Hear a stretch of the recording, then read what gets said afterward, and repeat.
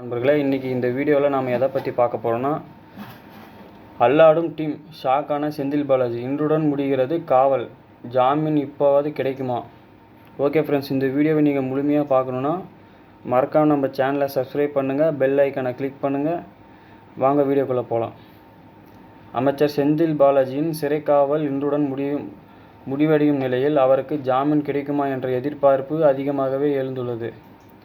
அமைச்சர் செந்தில் பாலாஜி சட்டவிரோதமாக பண பரிமாற்ற வழக்கில் அமலாக்கத்துறையால் கடந்த ஜூன் 14ஆம் தேதி கைது செய்யப்பட்டார். பிறகு காவேரி மருத்துவமனையில் நெஞ்சுவலி காரணமாக அனுமதிக்கப்பட்டார். அங்கு அவருக்கு பைபாஸ் அறுவை சிகிச்சையும் மேற்கொள்ளப்பட்டது. பிறகு புழல் சிறையில் அடைக்கப்பட்டுள்ள செந்தில் பாலாஜியை அமலாக்கத்துறையினர் காவலில் எடுத்து விசாரித்து வருகின்றனர். செந்தில் பாலாஜி கைது செய்யப்பட்டு இரண்டு மாதங்களாகும் நிலையில் அவரது நீதிமன்ற காவல் தொடர்ச்சியாக நீட்டிக்கப்பட்டு வருகிறது.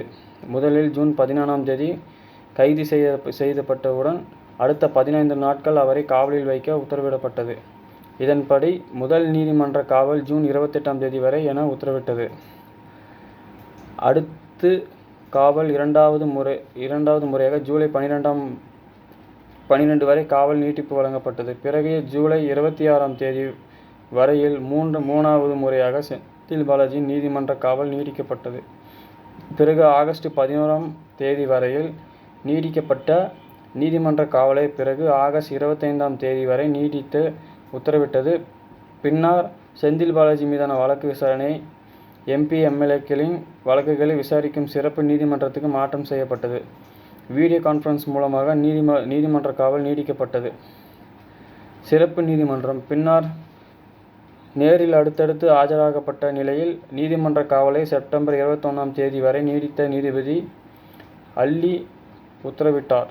அந்த வகையில் செந்தில் பாலாஜியின் நீதிமன்ற காவல் 6வது முறையாக நீடிக்கப்பட்டது. இந்த நிலையில் இன்றுடன் அந்த காவலும் முடிவடைகிறது. எனவே மீண்டும் இன்று ஆஜராகப்பட்ட உள்ளார் செந்தில் பாலாஜி. செந்தில் பாலாஜிக்கு ஜாமீன் இழுபறி வருகிறது. நீங்கள் ஏன் பாஜகவில் இணையக்கூடாது என்று செந்தில் பாலாஜியிடம் அமலாக்கத்துறை கேட்டுள்ளது. அதுக்கு ஜாமீன் கோரிய வழக்கில் அவரது தரப்பில் ஆஜரான மூத்த வழக்கறிஞர் கபில் சிபால் வாதங்களை முன்வைத்தனர். இதற்கு நீதிமன்றங்களை அமலாக்கத்துறை உடனடியாக மறுப்பு தெரிவித்து மிகுந்த பரபரப்பை தந்திருக்கிறது. இத்துடன் இந்த செய்தி தகவல் பிடிச்சிருந்தால் மறக்காமல் நம்ம சேனலை சப்ஸ்கிரைப் பண்ணுங்கள், லைக் பண்ணுங்கள், மறக்காமல் பெல் ஐக்கனை கிளிக் பண்ணுங்கள். நன்றி, வணக்கம்.